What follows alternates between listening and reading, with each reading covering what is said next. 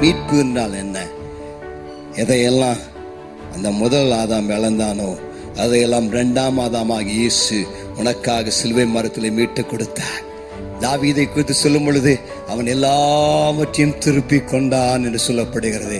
சாத்தான் எதையெல்லாம் திருடுனானோ அதையெல்லாம் நான் திரும்ப பெற்றுக்கொள்ள போகிறேன். அம்மா ஐயா, சாத்தான் எதையெல்லாம் உங்ககிட்ட திருடிட்டான்? உன் பணத்தையா, உன்னுடைய வேலையா, வியாபாரத்தையா, உன் புருஷனையா, உன் பிள்ளைகளையா?